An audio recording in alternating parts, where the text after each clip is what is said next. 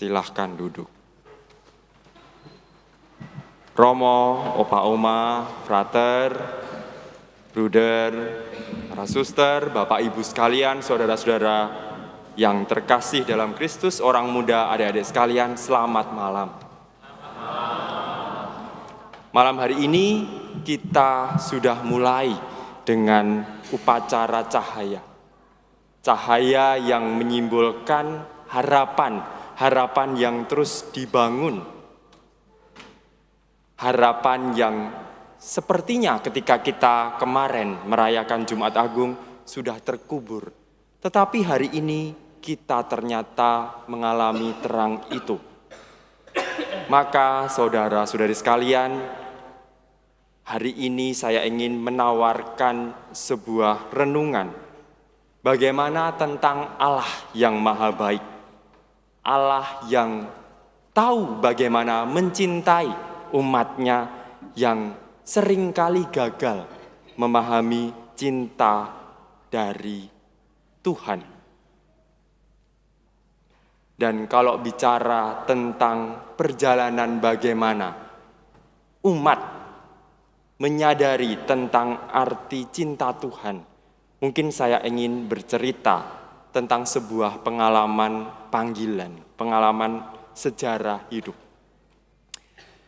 Saya dan Romo Deo itu berada dalam satu institusi yang sama, Serikat Yesus. Tetapi saya datang dari late vocation, atau boleh dikatakan panggilan yang terlambat. Saya sudah berumur 31 tahun pada waktu itu, baru mau masuk serikat, sedangkan Romo Deo itu masuk mulai dari lulus seminari Mertoyudan. Bedanya jauh usianya. 18 tahun mungkin sekitar itu dan saya 31 tahun. Saya sudah menyelesaikan berbagai pengalaman, tetapi Romo Deo waktu itu masih ingin mulai. Makanya ketika tadi Romo Deo menyinari teks dengan senter begitu ya, light begitu ya, maka wajahnya bercahaya. Dibandingkan saya itu yang sudah tua begitu ya, itu kisut burem budek begitu ya. Saya Jawa asli, nah Frater Deo, Romo Deo ini, maaf saya masih kebayang-bayang memanggil Frater Deo. Itu berasal dari Jawa juga, tapi Jawa yang mana gitu kan? Pertanyaannya karena bening begitu. Nah kemudian dalam pengalaman hidup juga rupanya kita berbeda nasib begitu ya, meskipun sama-sama di serikat. Romo Deo berada di katedral dengan umat yang bening-bening juga, melimpah begitu ya. Saya melihat wajah-wajah di sini semuanya terang bercahaya. Dan sedangkan saya itu di daerah pinggiran begitu, di daerah Cikarang. Saya bertugas di Politeknik Atmi, itu sebuah institusi teknik mesin dan mekatronika dan sebangsanya. Romo Deo di sini hidup dari umat, kalau saya di sana harus menghidupi umat. Berkebalikan, Romo Deo kelimpahan, saya kekurangan, makanya saya malam hari ini kesini untuk juga menikmati kelimpahan bersama Romo Deo. Makanya tadi ketika di sakristi, Doni itu, kamu pegang lilin ya? Oh ya sudah, saya manut dengan Romo parokinya begitu. Jadi, tetapi kita akhirnya satu-satu gitu. Saya kebagian homili dan di sini saya merasa bersyukur karena bisa memberikan terang kepada Bapak, Ibu, saudara-saudari, kaum muda semua. Nah, berbicara soal terang dan panggilan hidup itu, rasa-rasanya semua bacaan yang kita dengarkan hari ini, ada berapa bacaan? Ya, itu Ibu bilang 5, benar ya di depan. Semuanya mau mengatakan Allah itu sungguh baik. Bayangkan dengan kekacauan hidup Anda semua, yang saya juga alami dalam setiap perutusan saya. Tetapi ternyata hari ini Allah menyatakan semuanya baik, sungguh baik. Manusia jatuh dalam dosa, relasi rusak, tetapi Allah tetap mengatakan, kamu baik. Tidak ada yang tidak baik. Ibaratnya mungkin hidup kita itu seperti HP yang lowbat begitu, yang kedap-kedip baterainya. Tetapi kita tahu di mana kita taruh chargernya. Kecuali kalau memang Anda sudah mengalami lupa yang sering, pasti tidak tahu di mana chargernya. Tetapi kalau Anda tahu, Anda akan buru-buru nyolok begitu ya, atau menghubungkannya dengan stop kontak.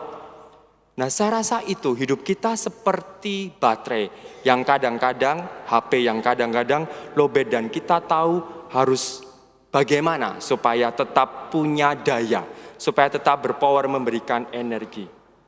Seperti itu rupanya sejarah keselamatan, bahwa Allah terus ada di dekat kita, dan keselamatannya itu terus berlangsung sampai hari ini. Makanya dalam kisah Keluaran yang kita dengarkan, saya selalu amazed gitu ya dengan kisah ini pada waktu kecil, karena membayangkan, wah, Allah itu sungguh hebat begitu, membalikkan semua yang basah menjadi kering, dan yang tidak mungkin menjadi mungkin. Dan kalau Anda semua mau jujur, bukankah itu pengalaman Anda? Ini adalah kisah Anda yang Anda nikmati sendiri dalam bacaan ini. Di sana mungkin ada luka yang Anda alami, ada sesuatu dosa yang Anda membuat takut, berteriak, Allah, tolonglah saya, seperti orang Mesir begitu. Tetapi rupanya Allah sudah menyoroti dari atas dan melihat umatnya yang kacau balau, yang kalang kabut. Maka Allah bertindak. Pertanyaannya malam ini, apakah Anda semua yang hadir di sini juga sungguh percaya bahwa Tuhan masih mau membebaskan Anda? Dan karya keselamatan itu masih terus berlangsung sampai detik ini. Maka dalam bacaan selanjutnya, Yeskiel mengatakan lebih dalam lagi, mengajak Anda lebih masuk lagi. Allah bukannya jauh, tetapi Allah menaruh sesuatu yang dekat. Charger itu ditaruh di hati Anda. Anda diberi hati yang baru, charger yang selalu baru. Sehingga Anda bisa melihat terang itu ketika Anda kedap-kedip nyawanya, hidupnya, jiwanya, psikisnya. Roh yang baru ditaruh di dalam batinmu. Inilah inti Paskah, saudara-saudari yang sekalian. Perubahan hati. Tahu di mana hati itu diletakkan, dikaruniakan. Tuhan sudah menyiapkan versi terbaru hidup kita, tetapi apakah kita masih mau pakai software yang lama? Ego, kebiasaan, mungkin luka yang harusnya bisa disembuhkan, tetapi kita merasa tidak ingin memulihkan luka itu dan tetap memendamnya. Nah, malam hari ini Allah ingin menciptakan ulang diri kita. Maka perubahan itu ditegaskan Santo Paulus dalam bacaan berikutnya. Manusia lamamu sudah ikut disalibkan supaya kamu tidak lagi kembali kepada yang lama, kembali kepada dosa.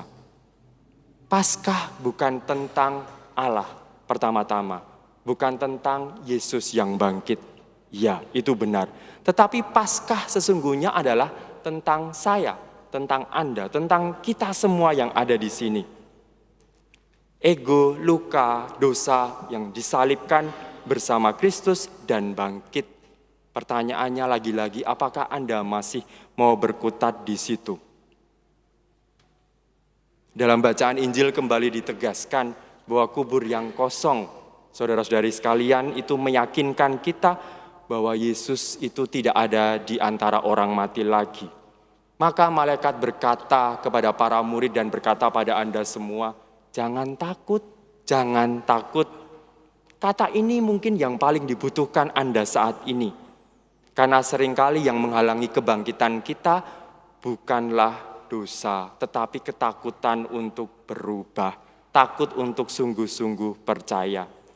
Maka semestinya kubur yang kosong juga dimaknai sebagai pengosongan hati dari sikap hidup yang lama dan kembali memulai hidup yang baru. Ingatlah bahwa charger itu sudah ditaruh di hati Anda dan terang itu sudah disinarkan ke mata Anda. Pertanyaannya adalah apakah Anda melihat terang itu dalam hidup Anda? Maka kalau Anda melihat itu, Anda lalu diutus, pergilah ke Galilea dan kamu akan melihat aku dengan lebih jelas di sana. Galilea itu yang mana? Apakah harus ke Yerusalem? Tidak. Galilea itu adalah tempat Anda melayani, mengabdi sehari-hari. Mungkin di kantor yang melelahkan, di keluarga yang kadang-kadang menjengkelkan, atau mungkin di relasi yang kisruh dan semrawut, di dalam pergulatan studi, pergulatan harian Anda, pergulatan medsos mungkin Anda mengalami itu. Itulah Galilea Anda. Maka saudara-saudari sekalian, seluruh bacaan yang kita dengarkan pada malam hari ini mempunyai 3 hal yang penting. Bagaimana? Pertama, Allah mau mengalami Anda yang hidup. Anda benar-benar menemukan Allah yang hidup. Kedua, Anda belajar merubah hati Anda dan melihat terang itu kembali. Terang yang Anda pegang itu dibawalah dalam hidup Anda. Karena saat ini kita menatap terang yang sama, Allah yang terus menyertai kita. Dan yang ketiga, beranilah bersaksi ketika terang itu ada di hati Anda. Ketika manusia melihat terang, maka semestinya dia tidak mau diam. Dia bergerak, dia mau berubah untuk dirinya dan berubah untuk sesama. Maka saudara-saudari, dalam suasana sukacita malam hari ini, kembali kita diajak untuk merenungkan apakah Anda, saya, kita semua mau hidup yang biasa-biasa saja atau mau membarui kemanusiaan kita bersama Kristus yang sudah bangkit. Marilah kita mohon rahmat agar kita tetap setia dalam perjalanan kita. Kalau apimu padam, kalau charger hatimu mati, ingatlah bahwa sudah ditaruh di hatimu.